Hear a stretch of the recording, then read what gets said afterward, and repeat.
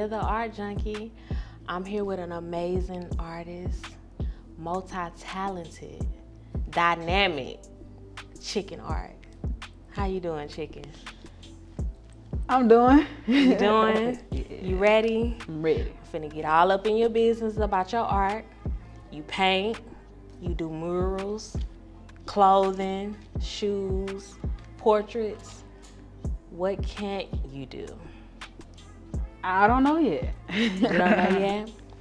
Well, let's get started. So, what I want to know is, what inspires you most in your work?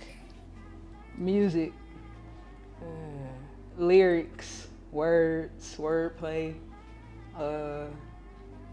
things with substance, make you think. I like that. So, how do you incorporate that into your work? Usually, it's based off of either the title of a song or a specific line or bar in the song. Like, for example, I don't have the painting here with me, but I have a painting that I did a while back called Middle Child, and the bar from the line that I chose was, "I'm dead in the middle of two generations. I'm little bro and big bro all at once. Just left the lab on 21 Savage. I'm about to go and meet Jigga for lunch." And the way I depicted that is, there's a picture of J. Cole in the middle. I painted Jay-Z to his right. I painted 21 Savage to his left. And then I put a speech bubble above J. Cole's head that says, "I'm dead in the middle of two generations." But of course, if you're not a music fan or a J. Cole fan, you may or may not get it. I love that.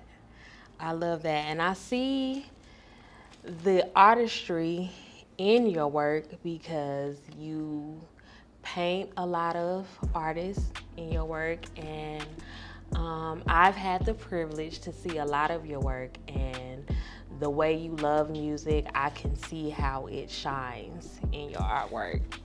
So we finna get deep. So is there a recurring theme or message in your work? Oh, that's a good question. Recurring theme or message? Well, I would probably say color. There's often a lot of color or splashes of color in my artwork, and that has a lot to do with the little kid in me. That's how I play and add joy and fun to my artwork. So you would say, that was gonna be my next question, you would say your inner child drives that theme in a lot of your pieces. Yes, especially in backgrounds like this where there's just a lot happening. I don't have to think about it. I can color outside the lines if I want to. And so you're a full-time artist, correct?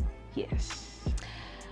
What are some of the challenges that you have encountered with being a full-time artist, and how do you overcome those challenges? As an artist or a person that creates, more often than not, people believe or think that you never have like those blockers, like writer's block. I definitely have those moments.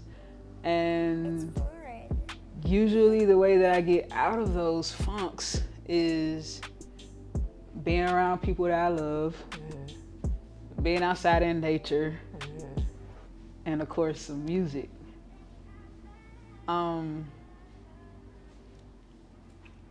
It's challenging sometimes to be consistent, and sometimes my procrastination can get real heavy because I have moments where I want to do all of the things, but then there's so much that I want to do and end up not doing nothing, or I'm trying to do too many things at one time. Sometimes it'll take for me to deviate from the project that actually has a deadline and just start something new, or to work on something old so that I can like give myself a refresher so I can dive back into what I'm supposed to be doing. So when you have those moments or challenges where you just want to do everything and you moving from project to project, how do you combat that to stay focused on the things that you want to do and the things that you may feel like you have to get done?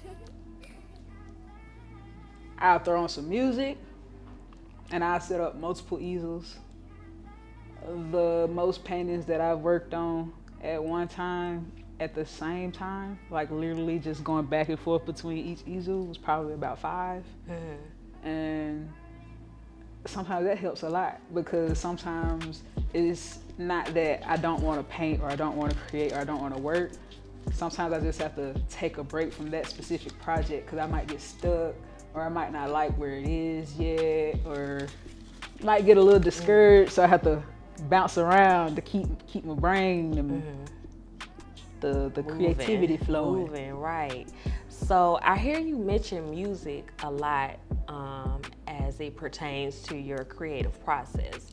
So how big of a role does music play for you in your artwork? Music is my sanity. Music drives my whole world. Music is what keeps me sane. Music is where I draw a lot of inspiration, of course, because like I said, it's just a different form of artistry that I appreciate because everybody tells their story different or can tell a story different. And I find it very interesting how people are able to do that musically. I love that. I love that because I see that as a recurring theme in a lot of your work. So I'm about to get in your business, girl. But first, so who would you say is your biggest influence, both within and outside of the art world? So of course, by default, my mom. Because, my mom is definitely in the world. She's in the industry. Absolutely. She's a big name, and everybody know my mom. But aside from her, all my life I've always looked up to Andre 3000, Erykah Badu, and Missy Elliott. And the reason being, ever since I was little, they always did stuff that most people wouldn't do, whether it's how they dress, their music videos. So they paved the way to make it easy and comfortable for me to just always be myself. I didn't have to fit any norm. I love that. So what do you feel about the role that art plays in the society? I feel like art plays a lot of roles in society because without art, you really have nothing. Movies, it's a form of art. Shit, houses, buildings, it's a form of art. Like hair, everything. Right. It's I feel like it's the biggest form of expressionism. And I feel like that's the biggest role that art plays. So let me ask you this. Let me piggyback off that and ask, what significant role does art play for you in your life? For me, in my life, one, it makes me happy. It just genuinely makes me happy. I absolutely love it. And even if it didn't bring money or generate any type of monetary value, it's something that I could see me doing for forever because it's something that's always made me happy. I love that. So when you love it, it doesn't feel like work, right? Right. So what do you want viewers to take away when they come and view your art, or maybe even purchase? What do you want them to take away from your art pieces?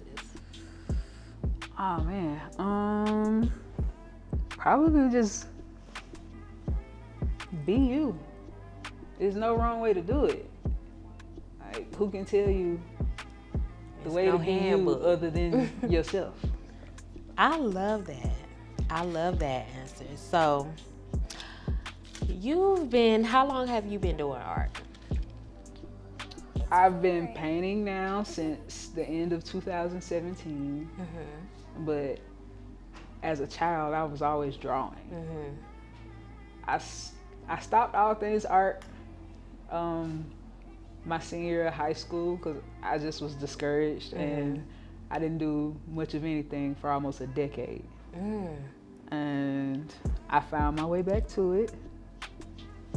Thank God, because you're super talented. Super talented. So, what advice would you give an emerging artist or a person that may have was like yourself, stopped doing art and wanted to get back into it, but just didn't know the first step or how to get back into art? What advice would you give them? Surround yourself by the influences. Surround yourself by like-minded people. If you want to get back into art, go to art galleries, go to art shows, follow artists on social media platforms. Like, put it in your face. Just pay attention to it all the time. Do something to where you have no choice but to see it or engage with somebody that's doing it or selling it or exhibiting it. So let me ask you this, because you do a lot. You paint, you do murals, you work on clothes, you paint on clothes, shoes. What would you say is your favorite medium? I love working with jean. Okay. Not necessarily like jean pants, but I like to actually, the fabric, I like to use that in any way that I can. And I also enjoy spray paint. I see that in a lot of your work. Your backgrounds are phenomenal. The background work, baby, the multi-layers, the splatter paint, the colors. I'm a color girl myself, so I love the colors that you use, the brightness of them. It's just always fun, and it makes me smile. It makes me happy when I look at your art. Goals, mission accomplished. Period. See, that's what I take away from it. It's fun. Okay, so can you share a story behind one of your favorite pieces and what it means to you? One of my favorite pieces is actually a recent one. So there's an independent artist named Dear Silas, and a lot of people might know his song I Ain't Stressing Today, or That's My Dog. That's my dog. And what was that, about 2 months ago maybe? In less than 24 hours. If that. In less than 24 hours, I pulled off a portrait of him and his dog that I was able to gift him at the concert here in Atlanta.